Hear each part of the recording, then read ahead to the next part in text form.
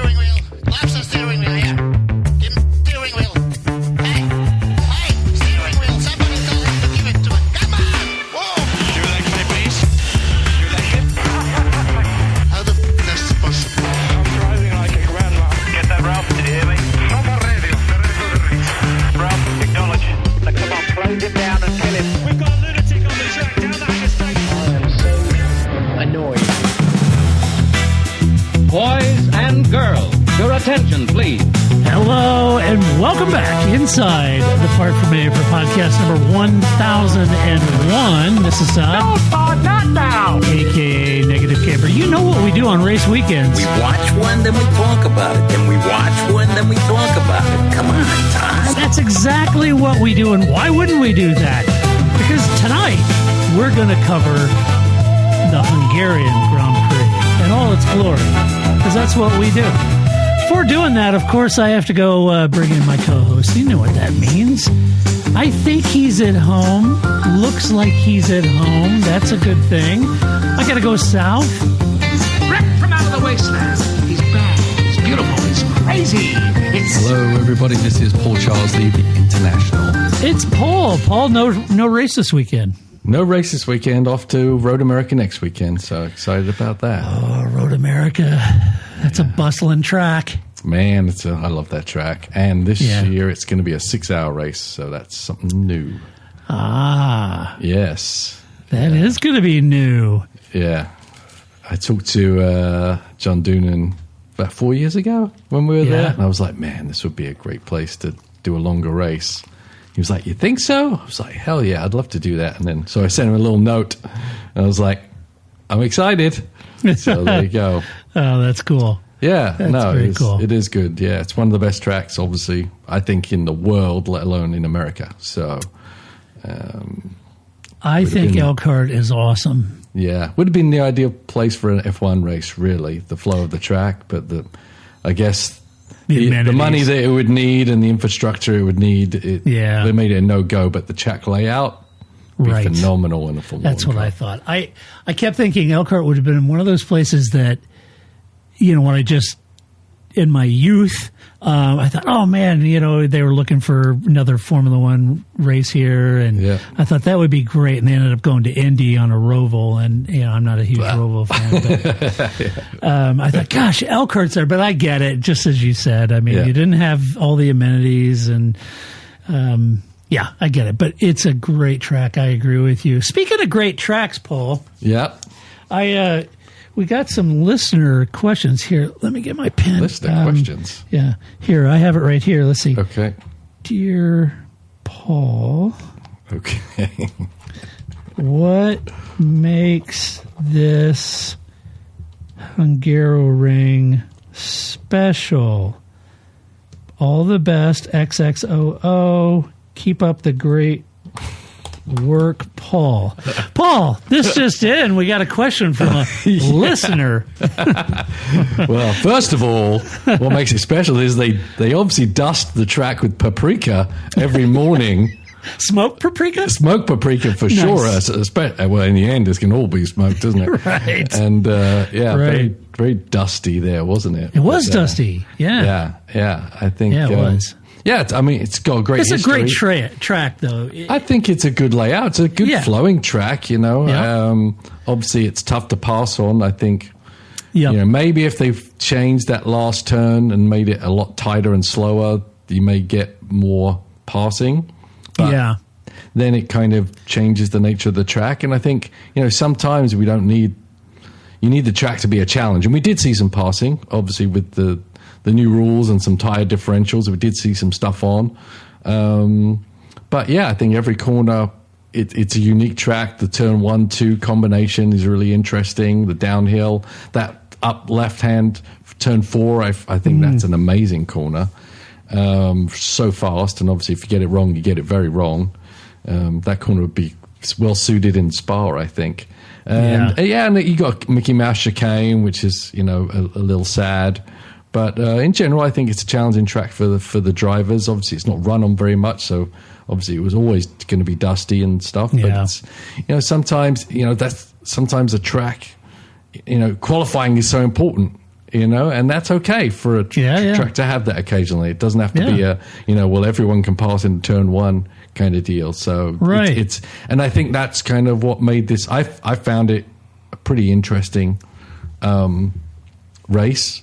Lots of things going on between all the teams and drivers trying to figure out the best strategies to make it work, especially now that they actually have to do a pit stop. Didn't used to have to happen. You could just stay out front with the tyres that last the whole time. Now we've got the tyres that you do need to make those pit stops. That really does change up the scenarios and makes the teams really have to work through the whole race, and they certainly had to on this one, right? Yeah, they did. And I was thinking about when you think of just legendary corners of F1, the first ones, being Spa's like my favorite track, but, you think of Rivage and Pouhon and Eau Rouge, but you could go to your homeland and think of Stowe and Magus Beckett's and those kind of things. But right? There's so many. The Mirabeau and Saint Devote, and you think about these famous, but we have another one to add. It is. Are you ready? Yeah. The driving center curve. Driving center curve? That's the name of the little Mickey Mouse chicane you just mentioned. Really? It's called the driving center. Others have the center curve and Schumacher and all that. And then the driving center curve. Yes. Okay. But you got to think the Hungarians are thinking, hey, don't give us crap about that, because over at Spa they just called it the damn bus stop chicane. Yeah. So we can be the driving. They didn't name one corner, although they keep saying it's a no-name corner, but it's actually called X. It's Jackie X. Yeah. Yeah, but now they still call it the no-name corner, which is actually I know. True. Sky kept saying, the no-name corner. It's got a name. Yeah, yeah. And even Le Mans has like karting as a section. It's like, okay. Yeah. Yeah. So the driving center curve, quite the change. Driving center curve, okay. Yes. If you want to get your license, you know where to go. That's it. That's it. Yeah. Oh, boy. Well, let's talk about the race. Heading into the race, I think the talking points I was kind of keying in on was really kind of McLaren. Okay, let me just back up.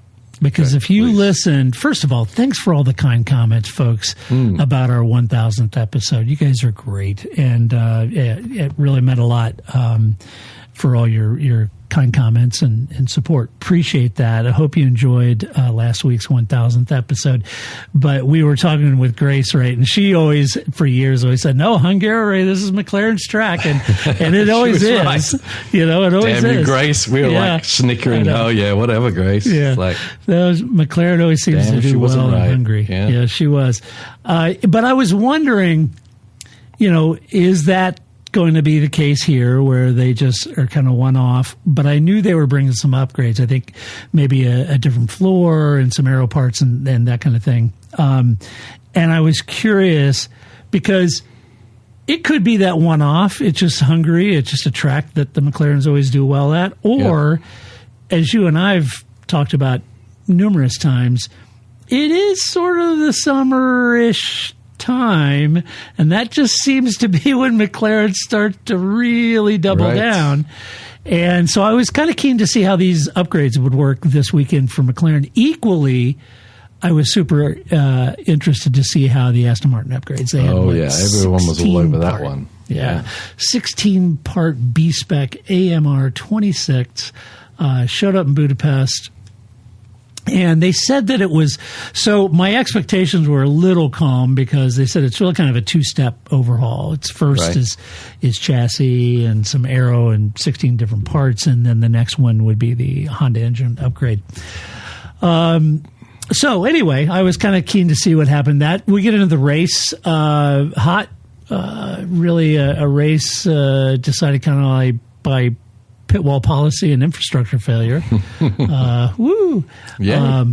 Yeah. So let's jump into the teams as they finish, and we'll walk through them. Start at the very sharp end of the grid. McLaren, Grace's team, Lando Norris, P1, Piastri, Oscar Piastri, DNF. First win in 2026 for McLaren, which, suggests their upgrade package is working.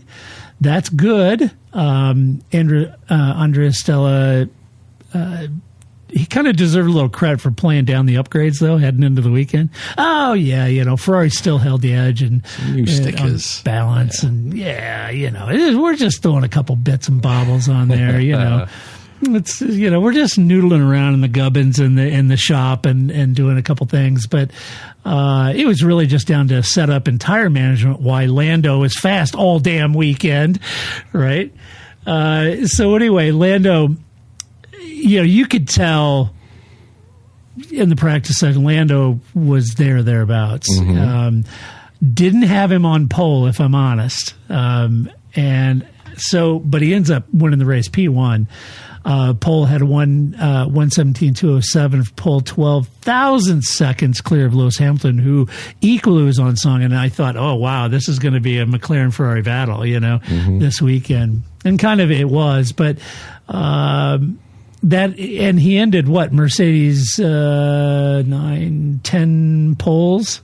Wow. So far. So ended that for Mercedes. So that was sort of a foreshadow heading into the weekend for Mercedes. He lost the lead on lap 2, Paul, to Oscar. Right. Lap 1, turn 2. Turn 2, lap 1, yes. Ran a little wide by his own account, but felt like he certainly had the pace.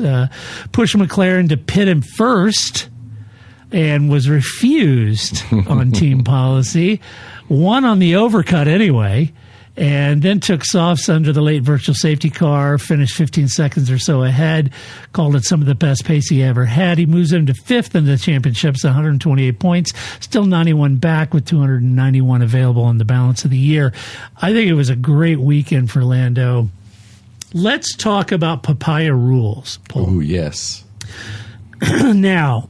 Or dual number 1 rules to some degree, because some of the other teams are in the same dilemma, like Ferrari. Yeah. Yeah, for sure.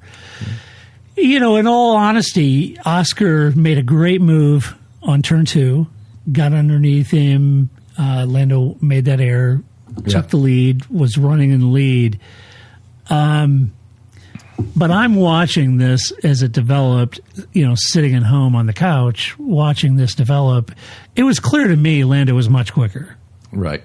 But he didn't get all the way up on his tail because of the dirty air, and the McLarens don't really like dirty air much. But it was obvious to me. So when he radioed in, he was like, okay, come on, because he was, Max was coming and Lewis was coming.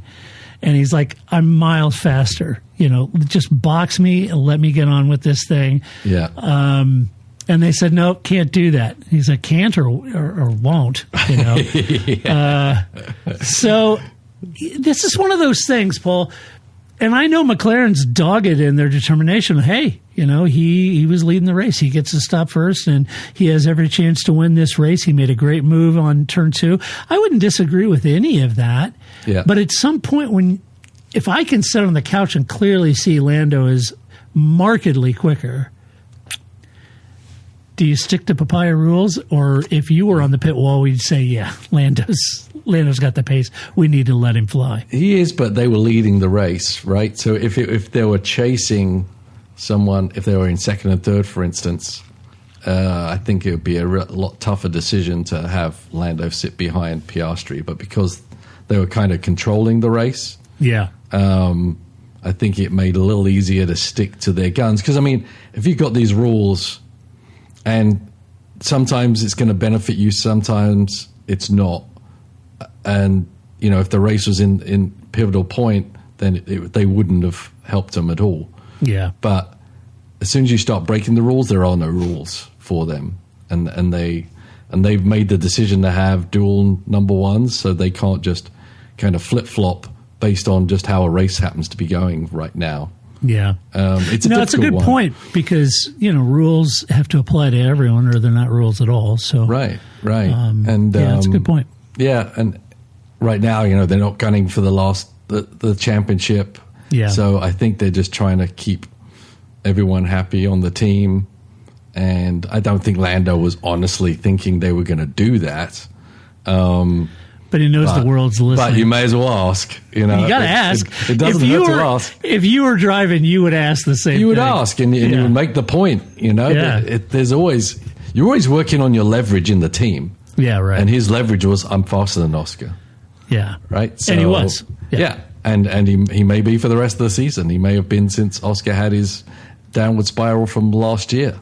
Right. But till the team decide Oscar is no longer a number one, at which point Oscar will probably leave, they've kind of got to stick with this plan for now. Yeah. This is probably the most. Let's talk about Oscar. He ended up with a DNF. Made really the start of the day. Dove down in turn 2. Took the lead of the race. Struggled badly on the hard tire. Wasn't a great tire for him, and which is where Norris's sort of advantage became pretty visible. So that was kind of interesting. Contact with Sainz being lapped cost him time. Decided which decided the whole second stop sequence, and gave Lando at that point the overcut. Yeah. Then he suffered a gearbox failure 15 laps from the end of the race, drops 7th on 92 points, 36 behind Lando. Let's talk about Oscar. This is probably the most animated we've heard and seen Oscar. Clearly this guy is unflappable, and he was pretty animated, calling him, Carlos an idiot, and very unhappy. Even said to the team, "Oh yeah, thanks. Nice that you factored in the traffic. Thanks for doing that." Not a happy camper, not a happy bunny over there. I think his time there could be numbered. Yeah, it could be numbered. And was the pit stop timing so they could get what they wanted without showing the world making that ruling? Yeah. I mean, but if he hadn't had the incident with Sainz, he may have probably still been ahead of Lando. But Lando's obviously kind of defeating what everyone else was doing on that racetrack, which is an overcut. Yeah. Just because he had so much pace. I mean, Lando was the right person to win the race. He had the pace to win the race, and he did it, not necessarily in a traditional way because he was held up and all that kind of good things. But and Oscar just didn't. And it was interesting on the hard tire. Obviously, Oscar was struggling, but it seemed like there was a lot of disparity in the tire sets anyway this weekend. It seems like a lot of teams couldn't get consistency out of the tires, and I don't know why that is, whether it's something to do with the track, something to do with conditions around the track, or maybe what build they made. Do they build these for Pirellis on Friday, with a hot tires build on Friday? You don't know what you're going to get. So it just seems that there was a bit of a struggle, but and the disparity was massive between him and Oscar. So that's surprising unto itself, right? I mean, yeah, it's interesting. You talk about the tires. You notice that Fred Vasseur said that part of Ferrari's issue and kind of falling apart in this race was that neither Charles or Lewis had any extra medium compounds. Yeah, and even so, they weren't happy with the car's performance on the medium compounds. Earlier in the weekend, they weren't that excited about it. It didn't do well. And it kind of speaks to your point where there was an interesting delta between the compounds, and yet the compounds themselves being the softest compounds on offer, it didn't strike me as graining or high degradation necessarily. Right. There was sort of this pace delta between them, and like you said, not everybody got it right. I think even when they came in and switched to hard, a couple of them didn't make a front wing adjustment like they normally do. And there's some interesting elements there. And I don't know that I totally got my head around it about why that was, to your point. Yeah, definitely something going on there that we're not privy to. But that was a point, and I think that must have been, I think that was a big point as to why Oscar didn't have that pace compared to Lando. I mean, he's not going to be seconds off of Lando's pace, but no, you would you wouldn't think so. Yeah. But let's talk about Red Bull. Max Verstappen P2, Isaac Hadjar P6. I think by most reasonable reads, I think the car is really the fourth quickest car at Hungaroring. On balance, if you really think about it. But it finished in second and sixth. Laurent Mecchi said the underlying pace was good to fight with everyone except Norris, which is, I think, a fair assessment. And also, really kind of a big change from where they started the season, right? Again, all 4 Red Bull Ford powertrains cars scored this race again. That's a bonus. Yeah. Impressive. When you think about Max, he finished in P2. He started 4th, spent the opening phase of the race in a genuine fight with Lewis, and really kind of settled it with that dive down the inside after the first stops. I don't think Lewis saw him coming, and that was an aggressive move. He later told Charles Leclerc in the cool-down room that he goes, Charles saw that. And he said, hey, I had to take it. It was my only chance. Yeah. And he made it work. Red Bull identified that somewhere along the way and over the weekend that the soft could go the distance. And they fitted it for the final stints, and I was really scratching my head. I thought, oh, man. And I think even Max was saying, why are we on soft? This isn't going to work, right? Then I thought, okay, fine, but the virtual safety car came out, and I thought everybody will dive in the pits. Right. He stays out for track position, which is probably, could be argued, the move of the race, Yeah. Strategy-wise, that was awesome because it got him up into P2. But from a driver standpoint, I think Max did an incredible job keeping those softs alive, right? Yeah. And he ran, 29 laps on those softs. That was impressive. Described the day as survival. Admitted he was a little surprised by the result, given the weekend's problems that they were having, and in Q3, etc. 6th in the championship now, 109 points. Without Silverstone's retirement, this would have been 4 consecutive podiums in a car that's been 4th fastest all along, which is impressive. Yeah, I mean, you can't deny the Max influence on the results. I mean, the strategy is great, but you got to have a driver to execute it, and he did that and then some. Yeah. Right. I mean, making that move on Lewis was very impressive. To catch Lewis snapping is a tall order unto itself. Yeah, you got to get up pretty early. It was a big move. It was a very, very big move. And then the keeping him out there on the tire was a great strategy move. But he had to hold two guys off who were on softs closing down on him, and he managed to keep that gap safe. So they didn't have a go at him at the end of in the last couple of laps, and what he was doing at that point was maybe more impressive than anything he'd done in the race up until that point. But to keep that pace on the softs when some others have very, very fresh tires, just fully deserved the second position. And another thing, we talked about the papaya rules. Red Bull in a different place, and Hajar is out there really doing a very, very good job in backing him up. But that also helps helps Max get better results. It's not just about Hajar backing up, the Red Bull Constructors points, but also he's actually aiding Verstappen to actually get higher results in the finishing. Yeah, for sure. How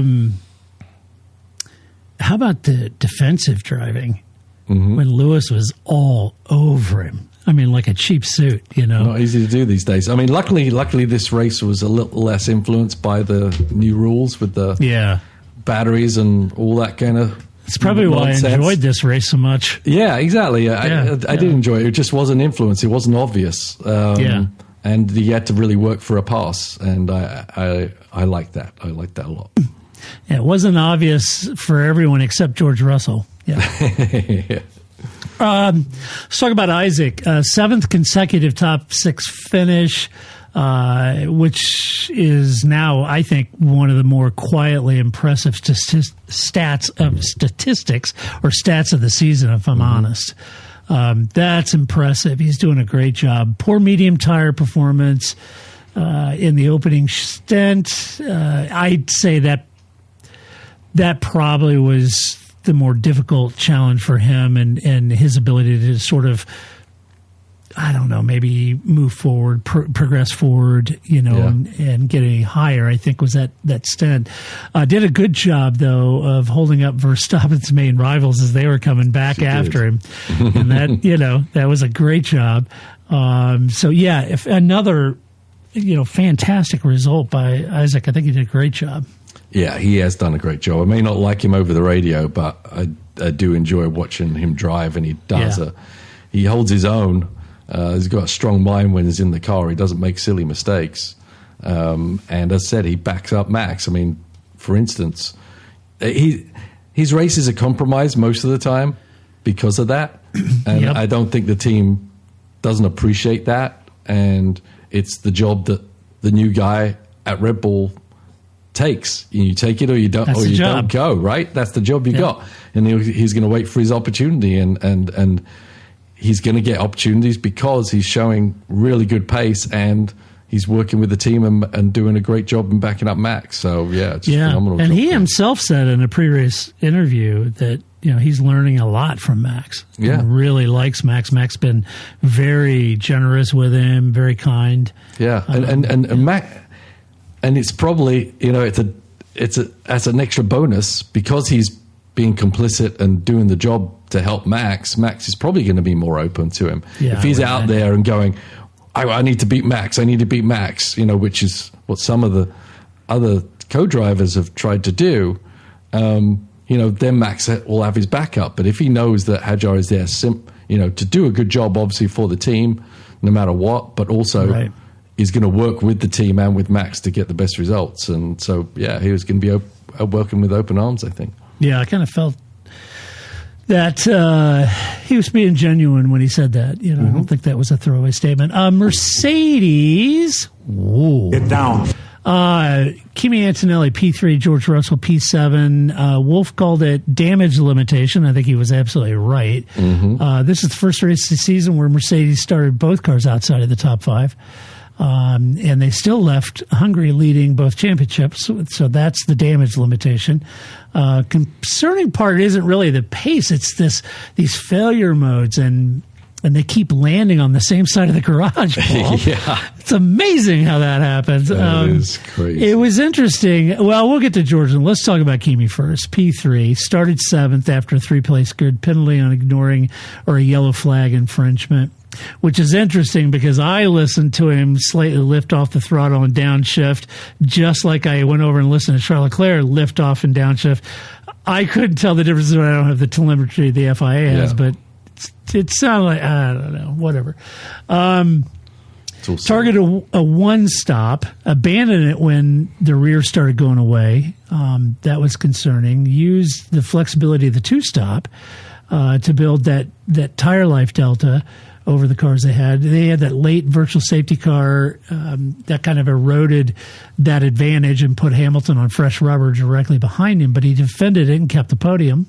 Did a good job. That was Lewis hounding the guy that took his seat. It was good. Here's the thing about Kimi, and I mean, it was heads up. He knew, his closest rivals, he had to, at least, if he wasn't going to win the race, but his closest rivals were behind him. Yeah. So in the points world, he won the race. He didn't win it, but he kept both drivers behind him. Nobody gained any points on him. He leaves a 219 points and a 50-point lead over Hamilton. He arrived with a 45.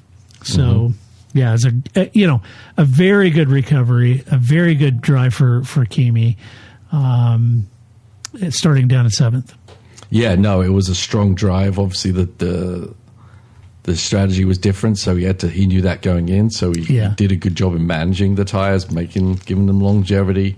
Once he had clean air, and he was pretty darn quick, honestly, surprisingly quick. I didn't think on the older rubber, and then once he got two more laps, and he would have really had a big advantage with the VSC. But you just don't know these things are going to happen. So it kind of went backwards on him, but very, very solid job, trying to keep the championship gap safe, and he definitely did that. And I wonder, on that last lap, I was watching the gaps, and I didn't go back and look, but I wonder if Kimi backed Lewis up a little bit to make sure that Leclerc got the jump to a position. Wow, yeah. Because I mean that.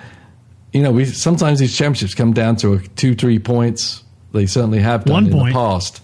But that would be a pretty sly move. But he had a bit of a gap on Lewis, and then that shrunk. But then Lewis was, there was no way that Leclerc was going to, slow down. So I think he may have backed him in to just to double check and make sure Leclerc got that spot and Lewis lost one. Yeah, that would have been heads up because that's fewer points in Lewis's closest rival. So exactly. Yeah, I think that would have been a heads up thing to do.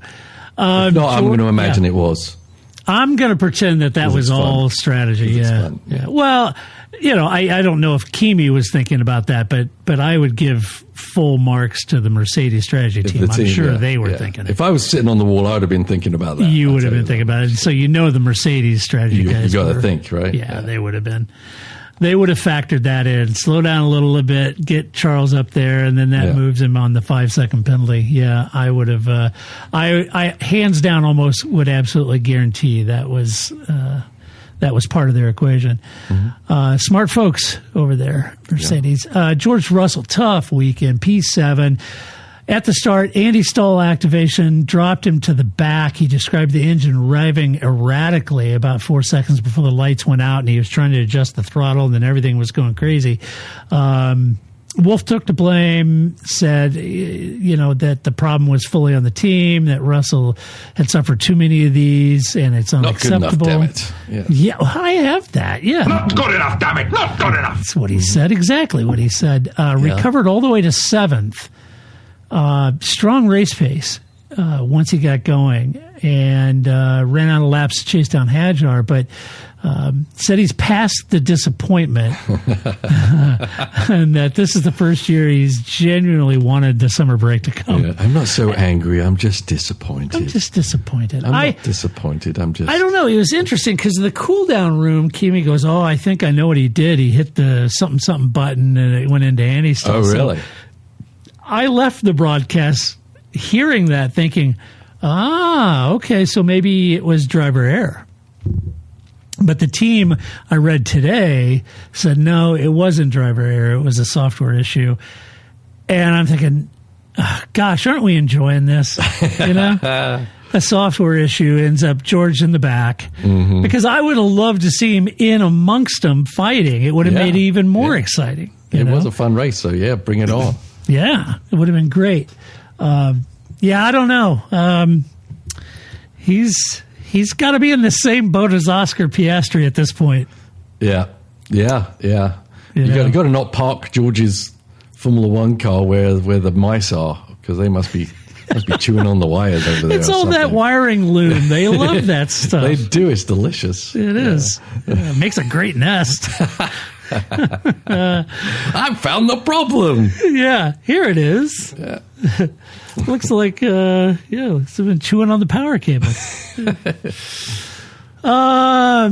Ferrari, Charles Leclerc, P4, Lewis Hamilton, P5. For me, kind of the most instructive underperformance of the weekend, if I'm honest, being a Ferrari fan. They won at Silverstone, finished second at Spa, 2 power circuits that should expose its deficit, then failed to podium at the twistiest track, one of the twistiest tracks on the calendar, where they were the quickest on Friday. So, as Fred pointed out, too many issues and mistakes beginning in qualifying. Ferrari clawed back exactly 1 point on Mercedes in Constructors' Championship over the weekend. Everyone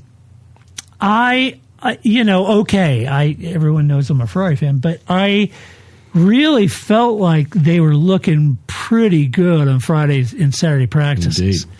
And I thought, oh man, this is going to be a really interesting battle. Ferrari may carry that Spa and Silverstone performance over here on a tight track. Charles ended up in P4, promoted to the front row by Hamilton's penalty, then dropped to 5th at turn 1 with too much wheel spin.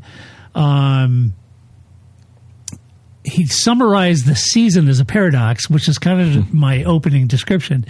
He said that Ferrari has performed at tracks they'd expected to struggle and fallen short where they expect to be strong. Mm. And so, kind of an interesting take on that. He revealed also in a comment that I saw that the 2026 cars are incredibly sensitive to very small changes. Mm.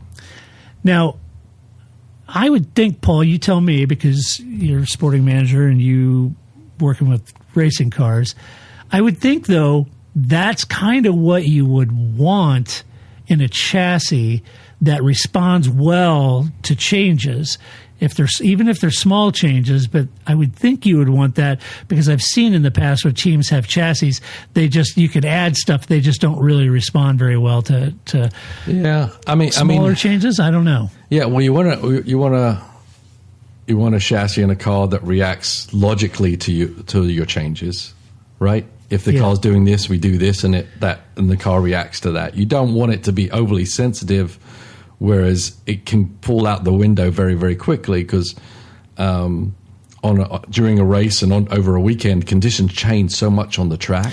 Yeah, you're right. I guess you could lose a barge board, and if it was that sensitive, then that's detrimental. Yeah, but even if you don't lose anything, if the temperature changes by 10 degrees, if the track gets dirty, and your car's like, it's right in the zone, but something pushes it out, it throws itself off the track. So you want a car that reacts logically, but you don't want it so sensitive that it can fall out the window when someone just blows in your direction, right? And I guess like you were saying, because they had a big tailwind on heading towards turn 1 and crossed wind, and if it was pretty windy, to your point, that heightened sensitivity, that would be an impact. Right. Yeah. Right. I was surprised. I mean, I think the car was quick there. I just don't think it ended up with the results that the probably car deserved. That's what I thought too. I thought it was fast there. Yeah, I was surprised that their move to run on softs for the start and their history this year of having a very quick car for the run down to turn 1. I thought both of those were double whammies that they would make hay with, and it just didn't happen.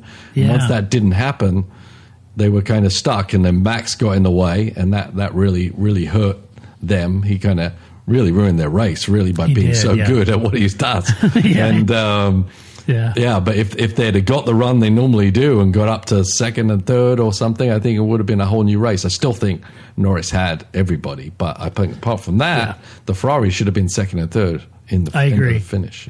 Yeah, I agree. Norris had everyone covered, but I think of the two, Lewis is clearly quicker over the weekend. He qualified second, 12 thousandths off pole, lost it to a 3-place grid penalty for impeding Piastri, which was legit. Fought Verstappen for third, lost that position for stops, openly unimpressed with the early second stop call. He wasn't that crazy about it. Took a third stop. So with that, I feel like they called that because of, once again, the dual number 1 rules. Because that was when McClure started complaining about the pace. Yes. And I think at that point, instead of telling Lewis to move over, they say Lewis pit. And I think that's how these teams are getting around, making the drivers too upset. I'm sure they can find a strategy grid that shows, it was a great time to pit you, Lewis. What are you talking about? And it was like, but kind of, kind of not. Yeah, kind of not. Yeah. Yeah. No, it's a great point. Because I was thinking it was, but now that you say that, I think maybe it was because of Leclerc and they're okay. Well, we'll box Lewis because he's in the lead. It's like because they knew the undercut was strong too, and Oscar would have been irate if they boxed Lando first, knowing that the undercut is so strong, and same for Lewis. That's one of those moments. But he stopped third for under the virtual safety car, past Antonelli on the exit, was told to give the place back. Boy, that was down to millimeters. Was close. Wasn't it? Yes. Ooh, very close. Did the right thing. You saw Antonelli just on the binders. Boom, boom. Yeah. That was crazy because I guess they were looking at their micro segments to stay within the rules for the VSC, so it was close. Right. Close. And, you can understand he got a penalty for pit lane speeding. A lot of discussion. Was that on the entry or the exit? Okay. Well, I think I think they said it was on the entry, but Ant Davison went back and said, I'm just not seeing it, Yeah. And then he looked at the exit and he didn't really see it, but, they would have the finite. And I think it was just by 0.1, you know. Yeah.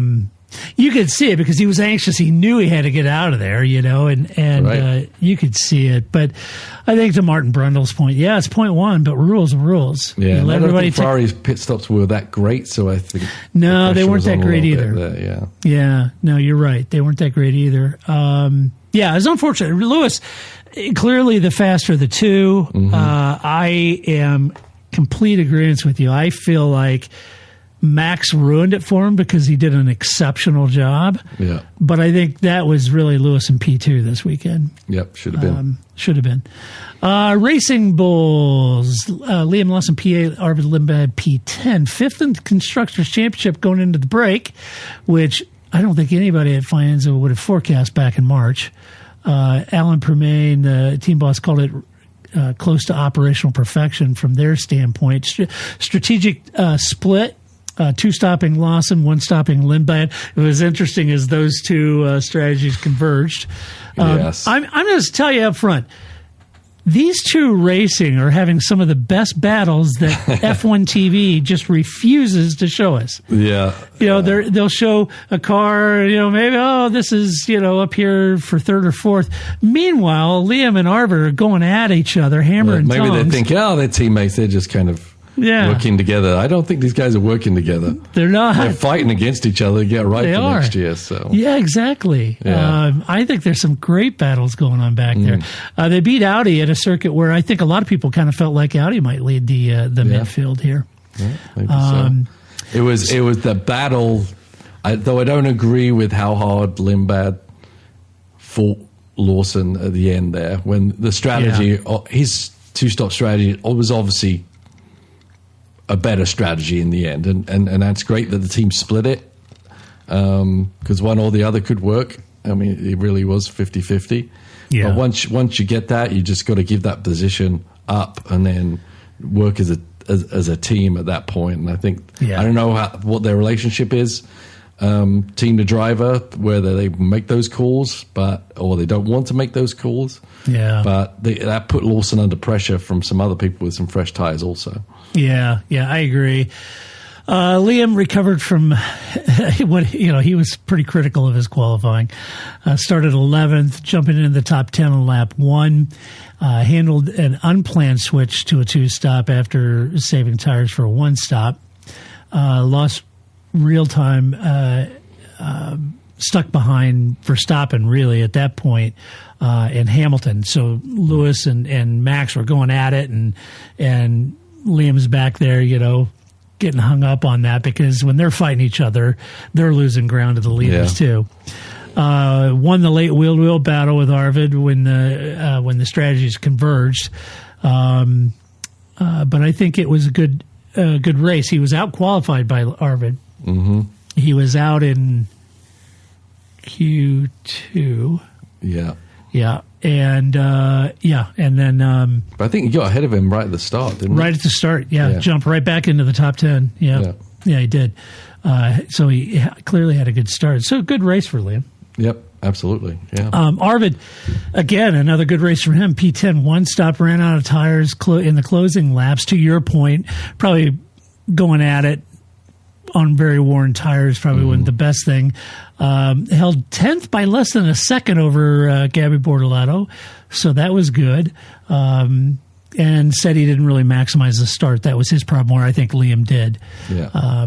So anyway, 11th in the championship. Double points, sealing 5th in the Constructors. A good result for them. Very, very good result, especially, as you pointed out earlier about with the engine, that Ford engine, all 4 cars going to the finish and in the points. Yeah. Impressive stuff. I got to say, polite golf applause to Alan Permain. I think that whole team is doing a great job. They have a brand new engine. They're scoring double points finish. They're 5th in the Constructors. What a great job. Yeah, a great job. Yeah. Audi, Nico Hulkenberg, P9, Gabriel Bortoleto, P11. Points in the 3rd consecutive race for the team. Finally, Nico gets on the board. I know. Took forever. Like the Racing Bulls, they split their strategies to cover the whole range. Unlike the Racing Bulls, they lost the head-to-head. And McNish framed it as a clean execution against a quicker rival, he said, which is, I think, it's accurate. I think the Racing Bulls had the pace. But I don't think we should miss the point that Audi is 9th in a championship that it intentionally, in the future intends to win as a works program. And they're running 9th, Paul. Yeah. And I think that says a lot about their engine. Yes, they've had mechanicals. You would expect that. But I say kudos out here. They're doing a great job.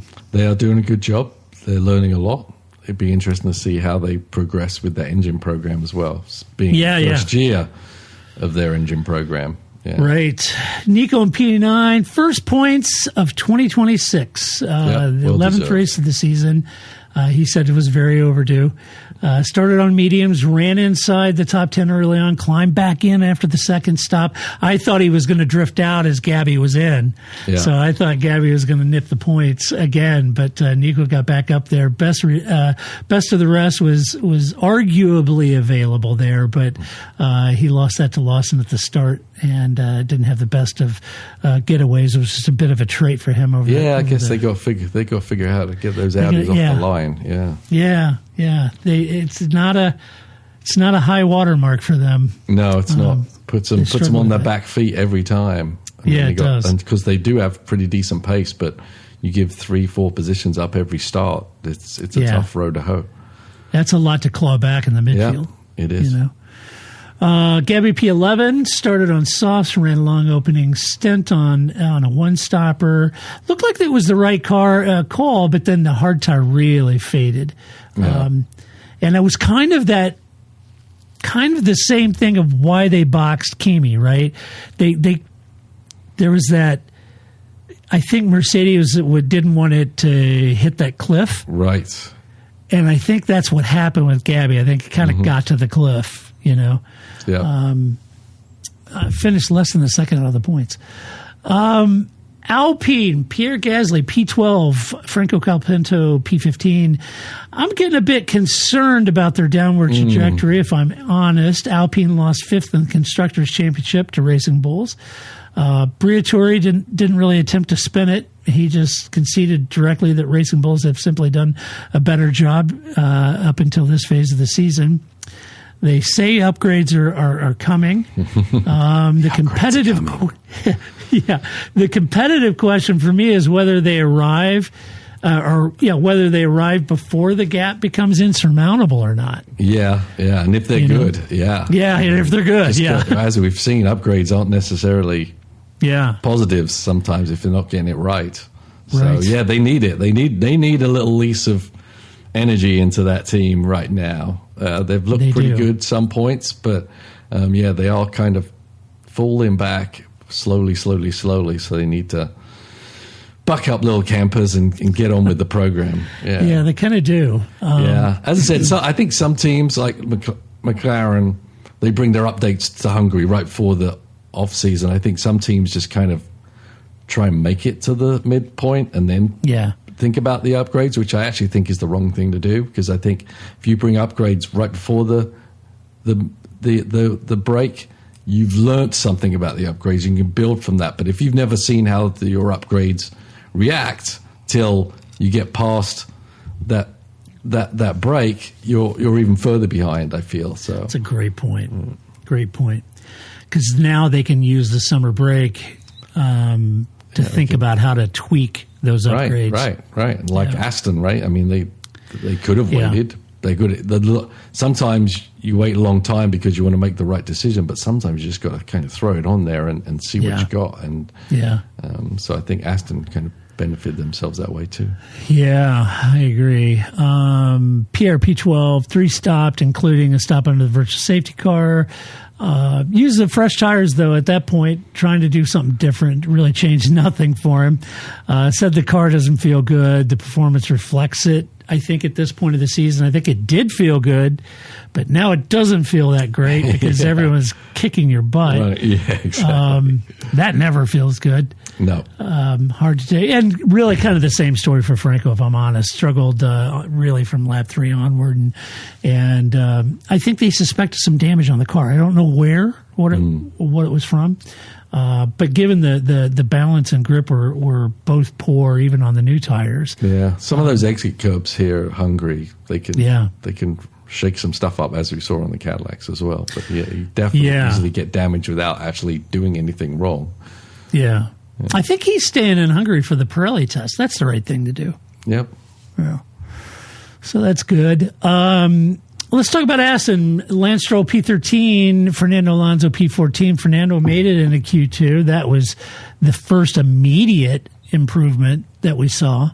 I think really out of everything, this is one of the more consequential results of the weekend outside of the podium, that they were able to beat the Alpines, both Haas cars, both Williams.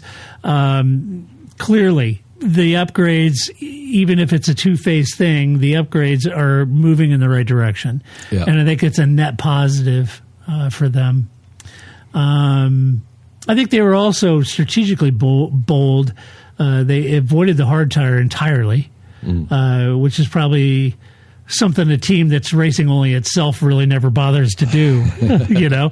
And I think of this thing, and they're hey, you know, let's think a little more strategical here, you know. So we've got some pace. Maybe we can nip a point. Who knows? Yeah.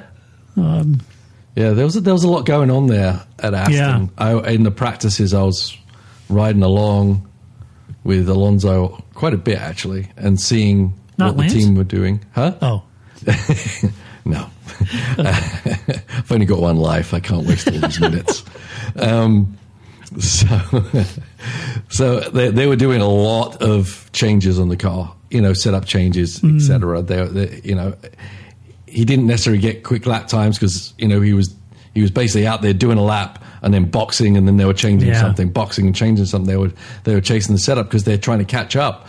I think intrinsically they've probably now got the car they should have had at the beginning of the season, but they're so far behind on development and understanding the car, they've got to be on the hurry up there. And it seemed to me like, because I think Lance didn't even get a lot of practice because he had a failure on suspension. Yeah. Right. So Alonso was having to do all the heavy lifting, and so they were really being very active on changes, pit, do a lap, pit, do a change. They were really chasing it, and I admire that about them, taking that mindset, and that's the only way they're going to start catching up is by just be on the hurry up on that. So it's a difficult track to do it on, though, because the grip was so low and the track was so changeable. I think it probably wasn't the ideal track to keep doing those things, but it was the only track they had to do it, so they made the most of what it was. And I think the strategy, that's fine, you know. Then they're not expecting to score points, but once again, they're learning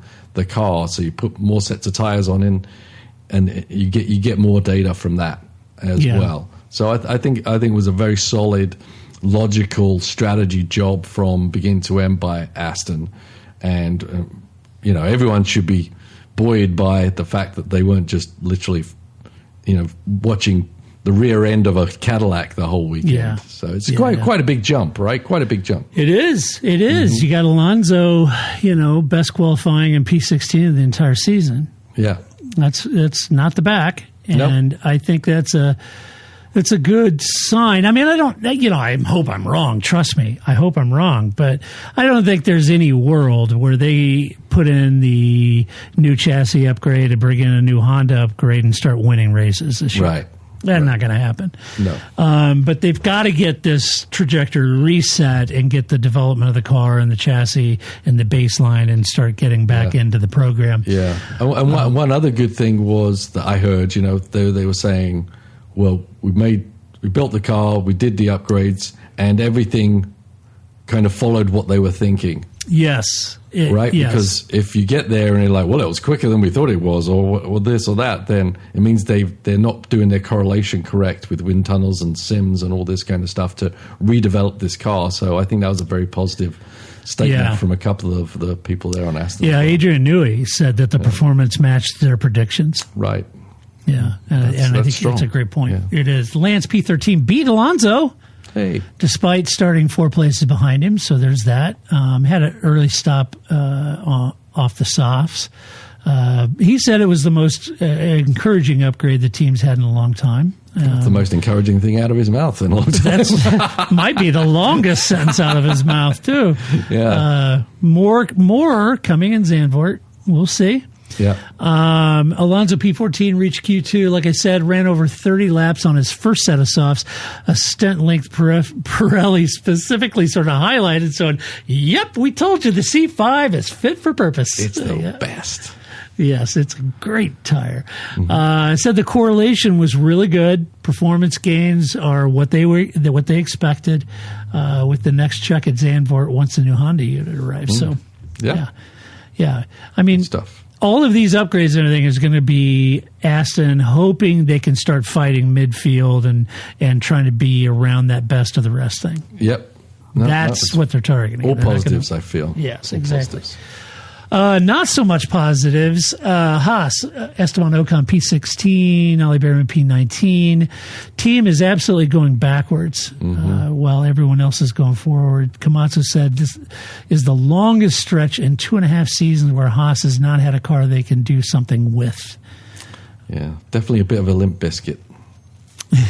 Yes. Tough. Esteban, another strong start from him. That briefly threatened the points, got up in amongst it before the tires overheated and the car went backwards. Said the team extracted the maximum and got consistency from Friday to Sunday, but the problem is the level of that maximum sets well below the competition.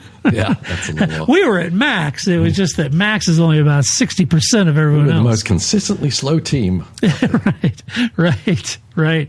And Ollie's even worse. Spun during the race. Took a 5-second penalty, ignoring blue flags. I think everybody got a blue flag. We'll talk about that later. I think everyone did. Yeah, that's coming up. We'll get to the blue flags. Just hang on. All right. Was receiving blue flag signals from lap 6 onward.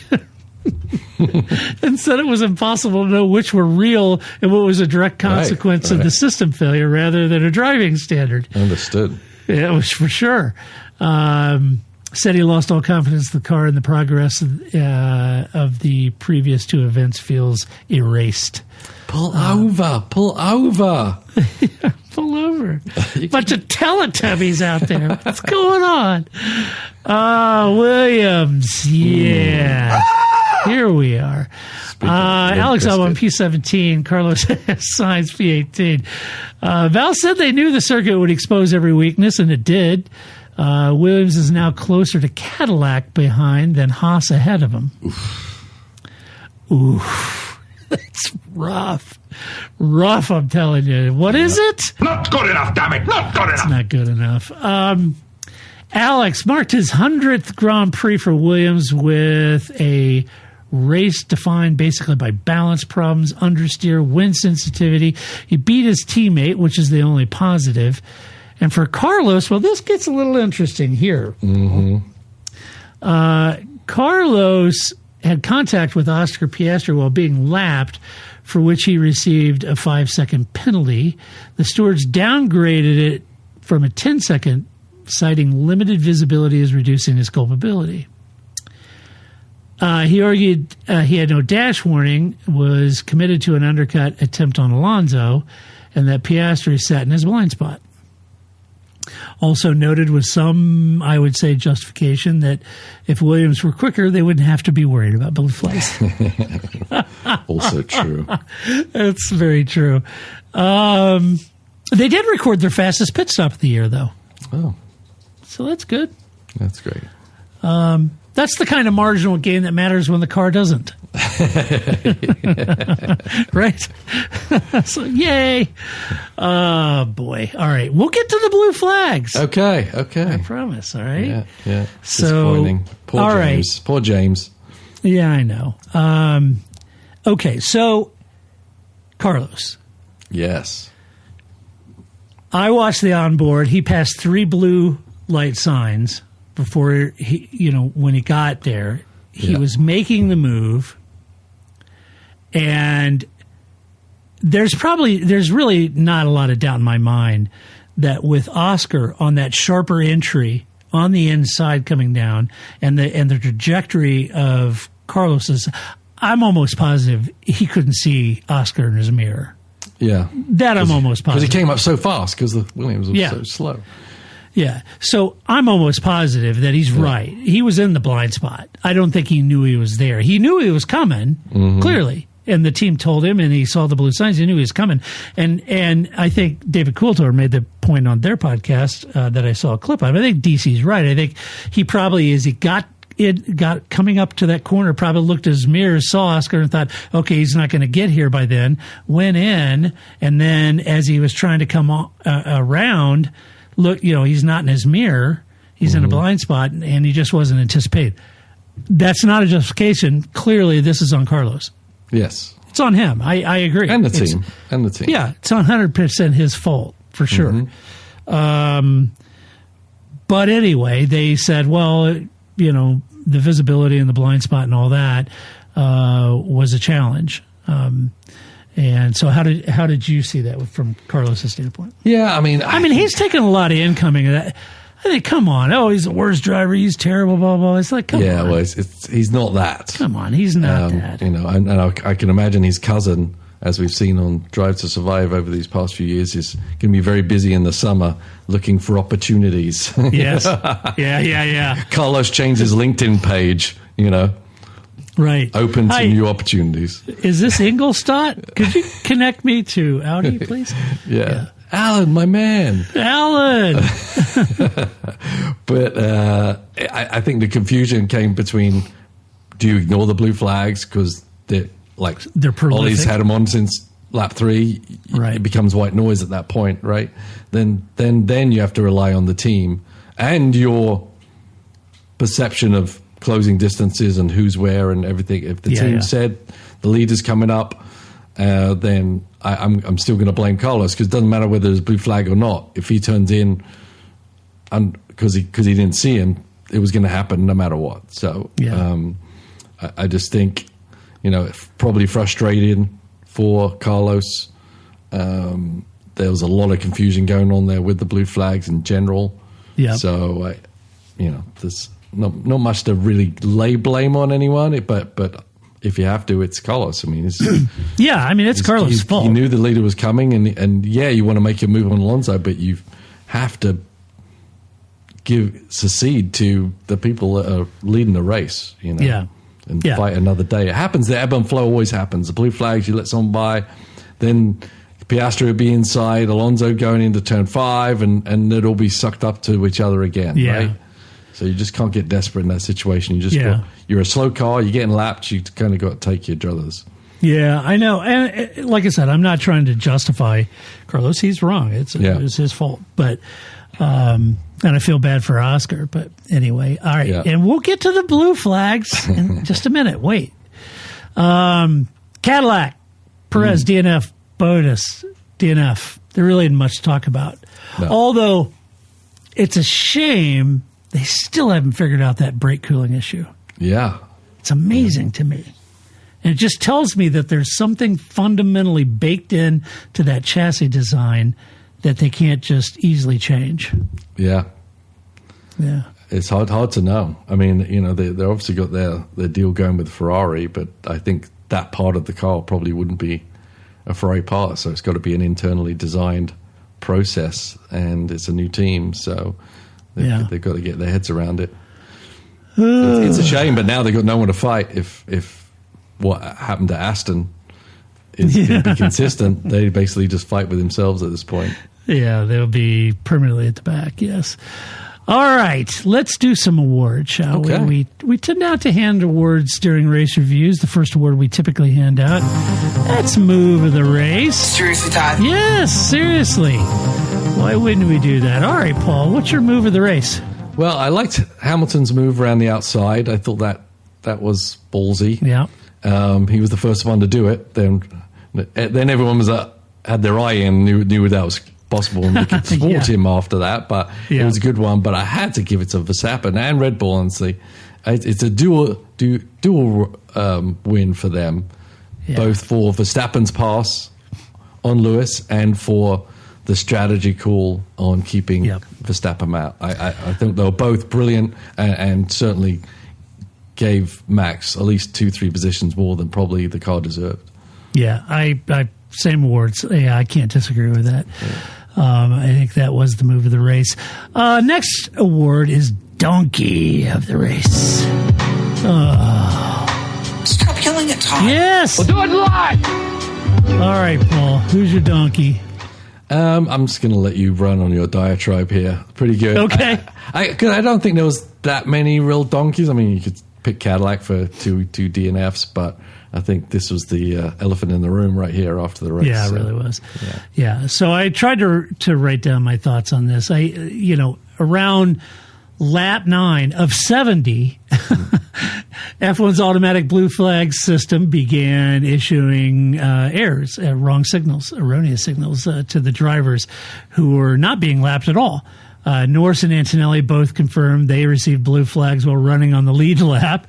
Yeah. Race control paused the automatic system, which was the correct call, I think, to do. And the sport fell back to the marshals waving physical flags, which I think you would absolutely do. And hopefully the team following along at home on their maps. Yeah. So imagine you don't have on your dash saying blue flag. You don't have the blue flag lights sign. So now we're back to corner marshals with blue flags, right? It wasn't that long ago we had marshals waving blue flags. All right. So you would think that the sport would fall back to a manual blue flag process, but no. Effectively, I get that there's no driver number on the dash, no steering wheel prompt, but Behrman said he was receiving blue flags from lap 6 through lap 70 with no way to tell which is what. It cost Piastri the lead of the Grand Prix, and he had a real chance of winning, except for the gearbox issue. Yeah. Compromised really the fight for third between Antonelli and Hamilton in the closing laps. And I guess I think the part worth sitting with and contemplating is that the stewards explicitly downgraded Sainz's penalty from 10 seconds to 5 because of limited visibility, and that's what we talked about. I mean, they conceded kind of in writing, look, mea culpa, we screwed up. Our blue flag system didn't work. It was the same guy that was running the pit line timer at Monaco, I heard. Yeah. Okay. Yeah, probably was.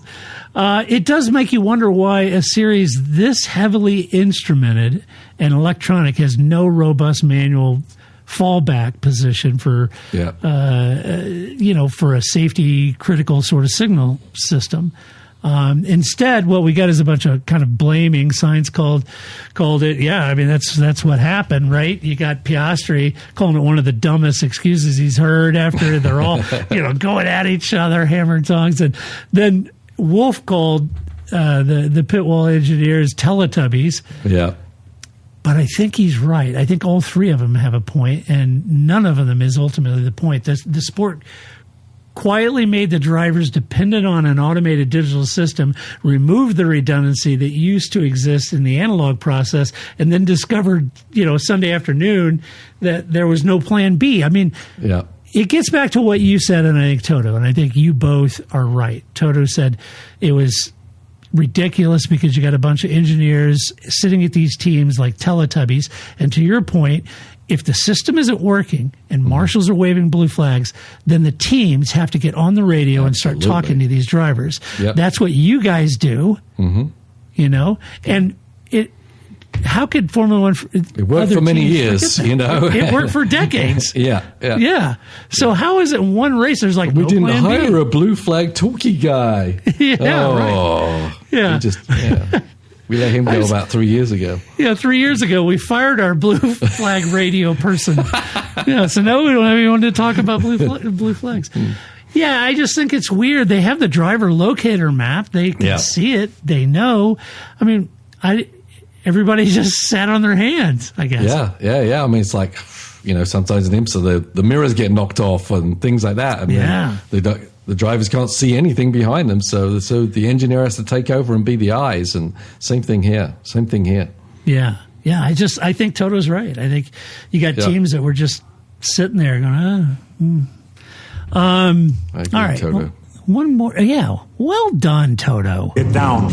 All right. Final award. Oh, yeah. Drive of the race.